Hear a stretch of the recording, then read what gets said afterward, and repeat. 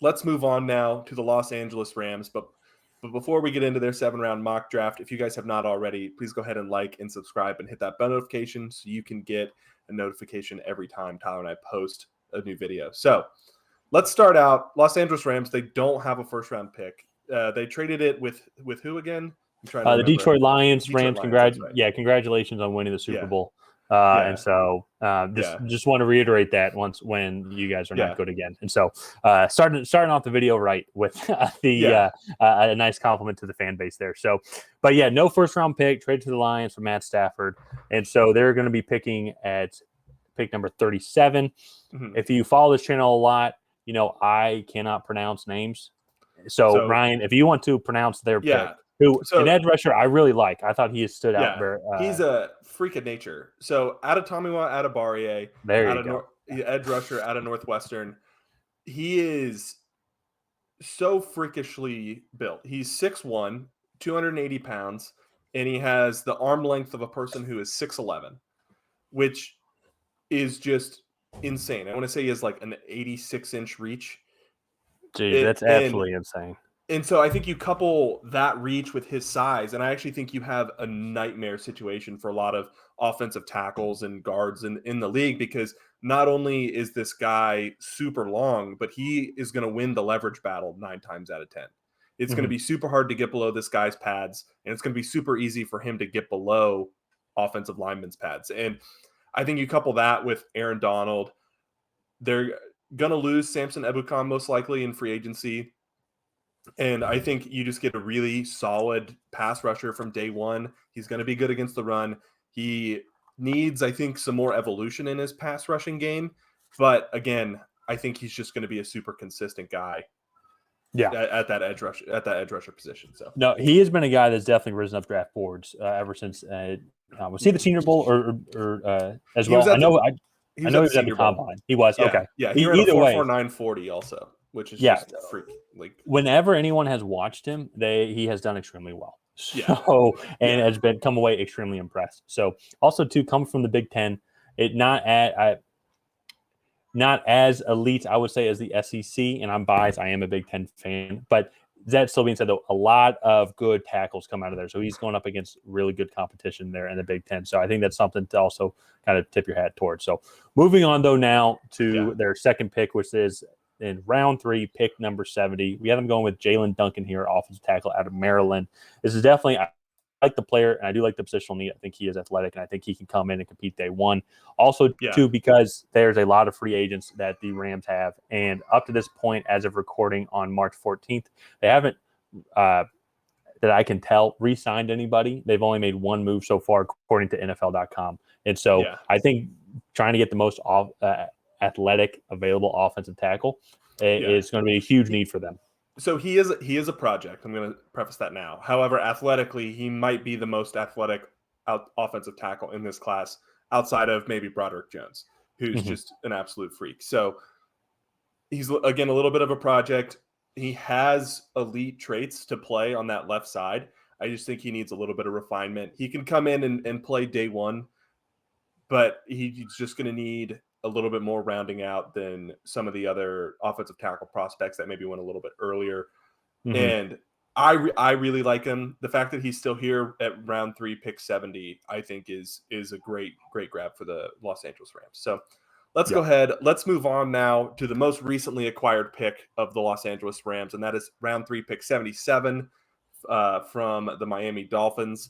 So here, Kendre Miller, the running back out of TCU. I think this is maybe slightly, like, a little bit early for him, like kind of at the front end of where I think he'll go. However, you're getting an extremely versatile running back who can catch the ball well out of the backfield. He's a really good runner. And I think coupling him with this offensive line that is rebuilding a little bit more, I think it's a good combination to have. I think he also is going to be really good on third downs for them as well. And they won't necessarily have to rotate in and out all the time. So I like Kendre Miller here. I think it's a solid pick. And well, especially in that running back room, it's unfortunate what happened with Cam Akers, and just he hasn't been able to bounce back nearly as much. Something they can hang on to him as well and see if he can keep panning out. And then Kendre Miller would be at minimum an improvement over Darrell Henderson as well. So that will be the 1-2 running back. But I wouldn't be surprised if they start to fade out both Cam Akers and Darrell Henderson, and then Kendre Miller will become the future as well, or that's the plan at least. And so, but let's move on though. Now it's funny for how many picks the Rams have. They have in this 100 pick gap until their next pick, and so they're picking at round 5, pick 173. With trading Jalen Ramsey, that's how they got the 77th pick. I think that by now they would definitely at least be trying to address the secondary position if they have not already and have gone a different route than what we have gone here for them. So we're here going with Terrell Smith, cornerback out of Minnesota. Just positional need, and then at minimum, I think he's a good player, developmental project, and I think that at minimum he can address the special teams needs as well. No, yeah. I think it's a position of need. He was the best one on the board, and he was competitive at the Big Ten level. I think he's still going to need some rounding out, but like most of the corners in this class, he fits the bill of an outside corner. He's 6 foot, 180, 190, and has good arm length to succeed on the outside. So let's go ahead. I was going to say that's one of the advantages too, especially with this class. Offensive line wise, not too deep, and then there's a big gap from Duncan to honestly, actually, they can now take an offensive lineman here now, but there's a big talent gap. Cornerback wise, there's a lot of good corners in this class. So that's one of the things when going through this, like they can get someone of similar talent. We feel a little bit later, and so I think I would not be surprised if the Rams do wait, just because there are guys like Terrell Smith that could fall. Yeah, no, I agree. But let's go ahead. Let's rapid fire through the rest of these. All right, so 6 picks later, Alex Forsyth, the interior offensive lineman from Oregon. He can play guard or center. I want to say he took over 500 passing snaps at Oregon, allowed 0 sacks and only 3 pressures. So his pass blocking grade is fantastic, and I think with Matt Stafford and that offense, that's exactly what they're looking for. Round 6, Habuka Baldonado, the edge rusher out of Pitt, just another versatile edge guy. He was at the Shrine Bowl and performed really, really well. So, and I know the next one, round 6, pick 191, is a guy that you're really fond of. So I'll let you take it from here. Well, Deuce Vaughn, I like. You have to always root for the little guy standing at 5'6". It's going to be tough for him, I think, to make it in the NFL. But I think he had a good combine, and especially with how quick he is, and also maybe a Maurice Jones-Drew effect, how small he is. Might honestly be hard to tackle him. So similar to kind of what we talked about earlier with Kendre Miller kind of taking over that the Cam Akers spot. I think Deuce Vaughn can come in and be a nice change of pace back as well, because I think needed.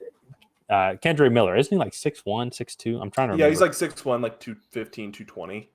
He's a true like feature back, whereas Deuce Vaughn is the specialist third down back. Deuce Vaughn also, he's going to contribute on special teams and kick and punt returns and whatnot. So I don't know if you really want him covering kicks or anything, but no, probably not. Probably not. He will probably come up and sneak attack some people. Yeah, but I just like the pick, and I think sitting here, you're trying to find good players, good football players, and that's him.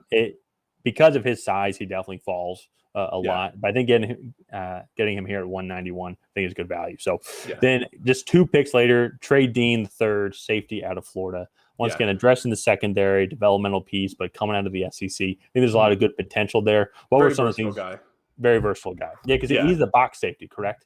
So he played a little bit all over. He played in the box, he played over the slot, and then he played deep. And I think what would be best for him would be a cover 2 system. Just give him a little bit less freedom of movement and kind of restrict him down to like 1 or 2 tasks per like coverage assignment. And to me, I think that's like round 6 with a safety. I think that's exactly what you're trying to grab. So again, also he's going to contribute a lot on special teams. Really solid tackler. So, and then let's move over. Last couple picks.